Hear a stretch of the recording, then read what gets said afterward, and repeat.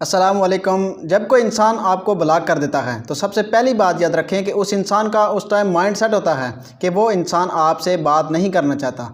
वो आपको कभी भी अलाउ नहीं करेगा, उस वक्त किसी भी टॉपिक पर बात नहीं करेगा।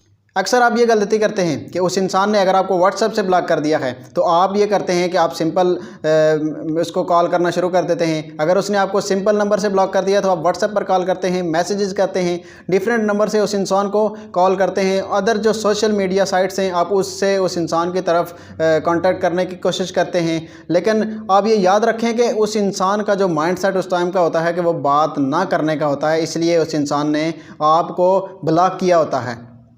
और आप अगर उस इंसान से मज़ीद किसी और नंबर से बात करेंगे या किसी डिफरेंट नंबर से या किसी डिफरेंट तरीके से उससे बात करने की कोशिश करेंगे तो वो इंसान, उसके माइंड में ये बात चली जाएगी कि ये इंसान जो है वर्थलेस है, इस इंसान की कोई सेल्फ़ रिस्पेक्ट नहीं है, ये इंसान मेरे पीछे है।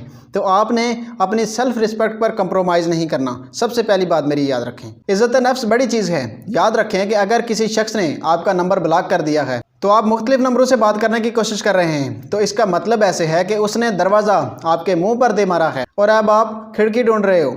याद रखें कि आपने अपनी सेल्फ़ रिस्पेक्ट पर कंप्रोमाइज़ नहीं करना। इससे सिर्फ़ और सिर्फ आपको नुकसान होता है, दूसरे इंसान को कोई फ़र्क नहीं पड़ रहा होता। अगर आप सेल्फ़ रिस्पेक्ट पर कंप्रोमाइज़ कर देंगे तो दूसरे इंसान को ये लगेगा कि मेरा जो डिसीजन था इस इंसान को ब्लॉक करने का वो बिल्कुल ठीक था, क्योंकि जब हम खुद की इज़्ज़त नहीं करते तो दूसरा इंसान भी हमें कभी इज़्ज़त नहीं देता। अगर आप चाहते हैं कि रिस्पेक्ट जो है आपकी वो दोबारा गेन हो जाए तो आपने सबसे पहला काम ये करना है कि उस इंसान को मैसेज करना बंद कर देने हैं, कॉल्स करनी बंद कर देनी है।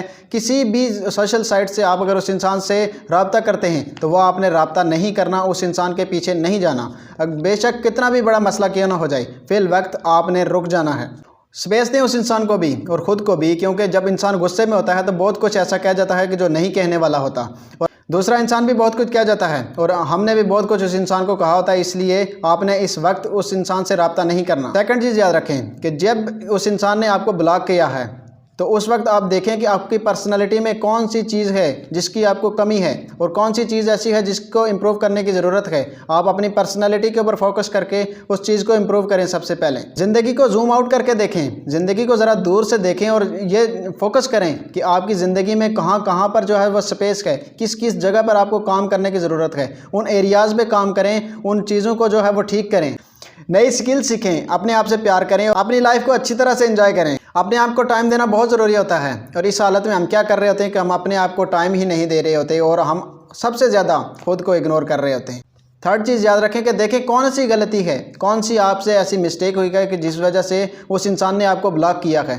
थोड़ा सा अभी आप उसको टाइम दें और टाइम देकर आप सोचें कि अगर आपकी वाकई में कोई मिस्टेक है, वाकई में कोई ऐसी गलती है, आपने गुस्से में कुछ ऐसा उस इंसान को बोल दिया है कि जिसकी वजह से उस इंसान ने आपको ब्लॉक कर दिया है। हमारा ज़मीर भी मलामत कर रहा होता है और बाज़ दफ़ा हमारा ब्रेन भी हमें ये कह रहा होता है कि हमने ये चीज़ गलत की है। अगर आपको वाकई लगता है कि आपकी मिस्टेक थी तो आप किसी दूसरी सोशल साइट से उस इंसान को मैसेज करके आप अपोलोजाइज़ कर सकते हैं, उस इंसान से सॉरी कर सकते हैं।